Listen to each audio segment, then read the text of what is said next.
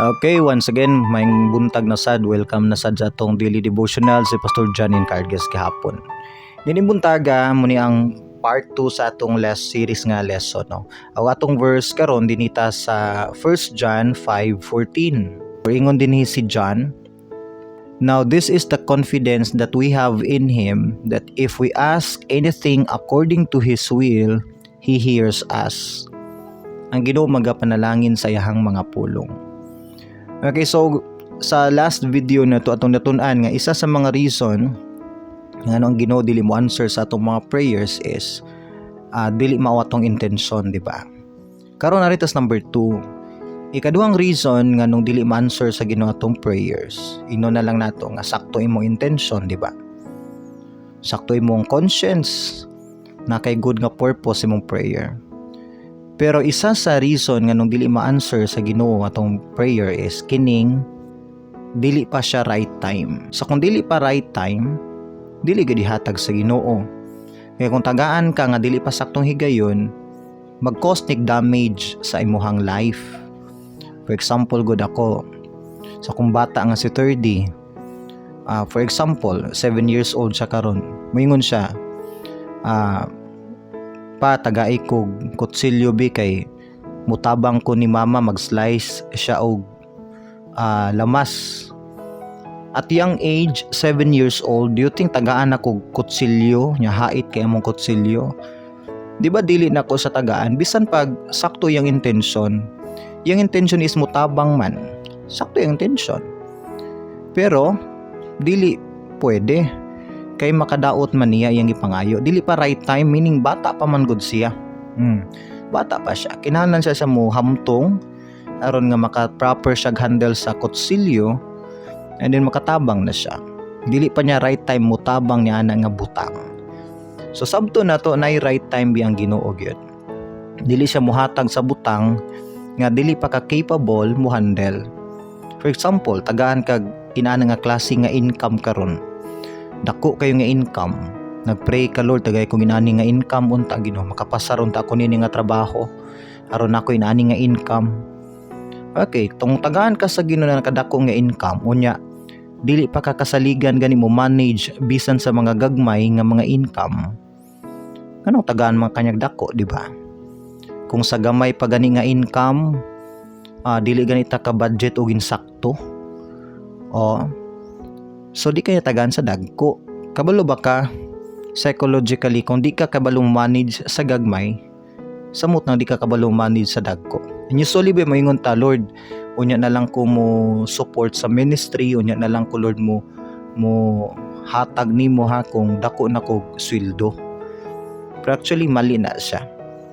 Kay ang pagtan-aw sa Ginoo nga bisan gamay lang ang naani mo pero kasaligan ka mo balik gihapon ngadto niya, kasaligan ka mo gasto ana, diya katagaan sa Ginoo sa dagko. Usually moingon man ta, Lord, di sa ko mag-budget ron Lord ha kay gamay man akong sweldo. Lord, wa sa kay bahin ron ha kay gamay akong sweldo. And bagsak ta diha nga exam or test. So naay right time sa tanang butang. Dili katagaan sa Ginoo kung dili pa kakabalo mo manage. So instead mo pray ta og more, Lord, more pa Ginoo be. How about to pray ta, Lord, ipamature sa daw ko.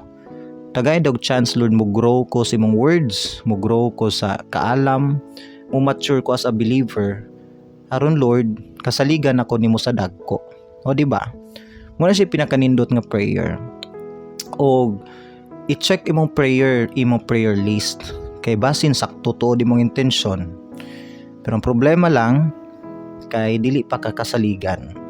Kana bang usay dagko kay taggipangayo pero atong level dinhi pa.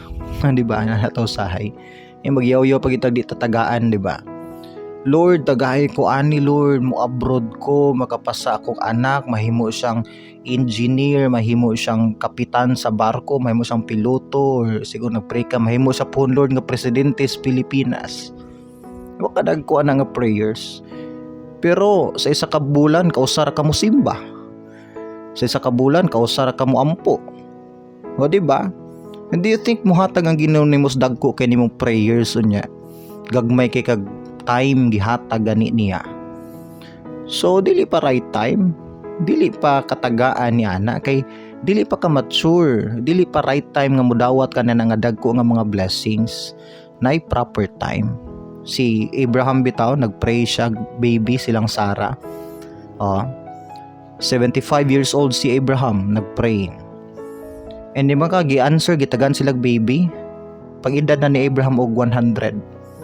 And that is 25 years nga paghulat, di ba? Hulat sa 25 years. Pero that was during the time of Abraham. Tagas man lag edad gud sa una. Karon mubo naman tag edad, average na tag 7. Line of 7, murag mo naman average sa tao karon. Sige, so hulat lang basin 5 years from now.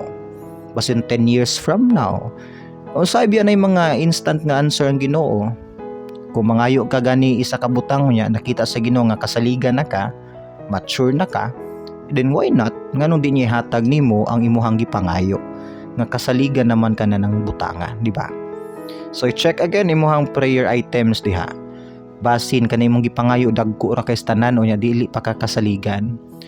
Duhay mong buhaton, imo nang i-erase, ilisan mo gagmay or imo nang i-check pero imong paningkamutan mo improve ka ug mo mature ka as a believer. I-challenge nimong kamo kagulingon this year o pila ka months from now, involve og mga activities sa church, join og discipleship group, i-improve imong prayer life, attend og church regularly, and then fellowship with other believers, discipline sa imong spiritual life.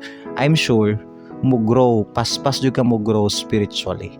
One day may mo ka mature o ihatag na sa Ginoo nga butang nga diin kasaligan ka. Ang Ginoo magapanalangin nimo magampo ta. Father in heaven, thank you once again Lord for again reminding us Lord sa importante mga among Christian life mo grow nga kasaligan mi Lord sa mga butang. Salamat Ginoo nga nakasabot mi nga daghan dig panahon Lord di nimo tubagon among prayers kay dako ra kay mig pag-ampo pero gamay kayong level sa mong faith, gamay pang level sa mong kaalam.